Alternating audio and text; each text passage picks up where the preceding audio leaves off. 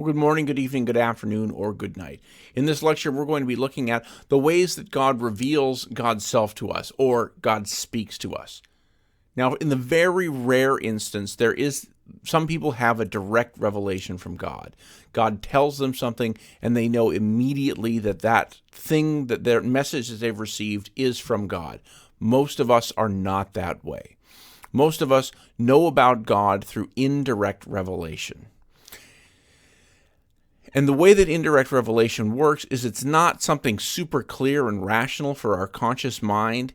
It tends to be from our feelings and emotions, and that those things are the avenues to God, rather than clear, distinct feelings.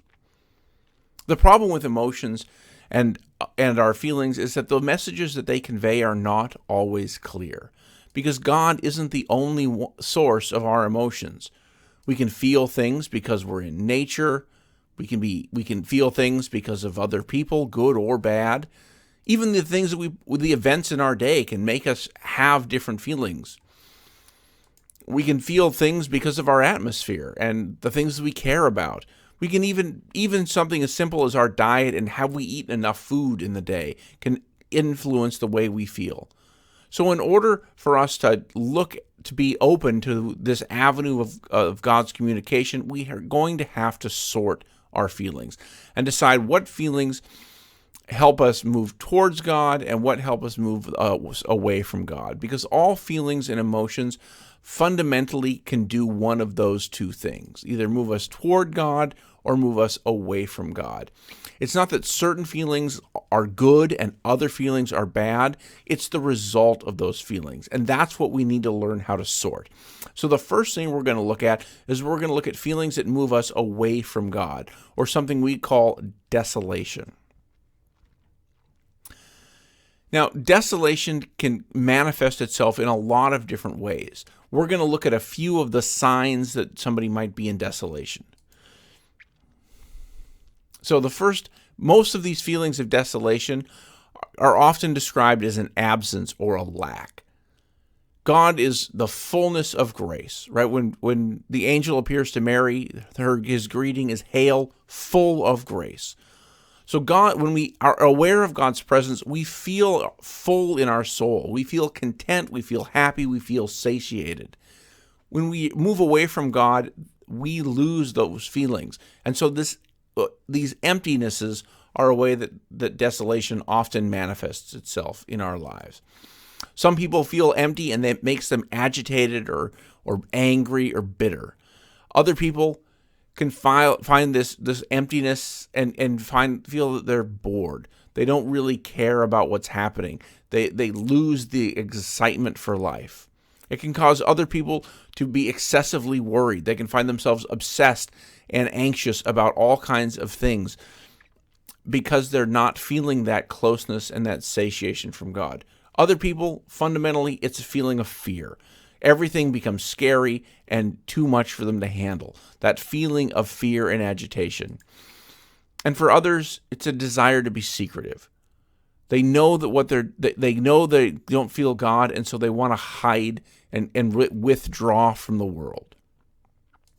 Now, desolation is different than feeling bad.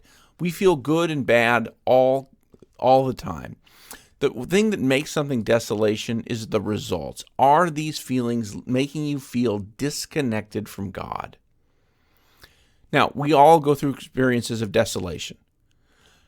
It's important, though, when we're in desolation, to pay attention to a couple of things, to keep these in mind. First, we're going to go through desolation don'ts.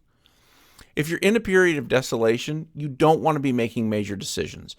You're not feeling in your right space. Human beings are created to know, love, and serve God. And when we lose our ability to have those feelings, that makes it hard for us to know if we are under the right influence. Needless to say, this also means you don't make any big changes in your life. You want to try to put things kind of on hold until you have a better sense of what's happening and what's the source of this desolation. Because if the desolation is true and it's about, and oftentimes coming from the evil spirit and about confusing you, they're going to try to push you into making the wrong decisions. So, What do we do when we're in desolation? We're not hopeless. We're not so overwhelmed by that we have no ability to act as human beings. No, we're still basically the same people. So, some desolation do's. Do pray more. Increase your devotions. Increase the time you spend meditating. Increase the time you spend at church, going to Mass, doing those things that refill your spiritual self. If you're a Catholic, spend more time going to confession. Hearing the words that you're forgiven and loved by God can be a really powerful way to overcome desolation.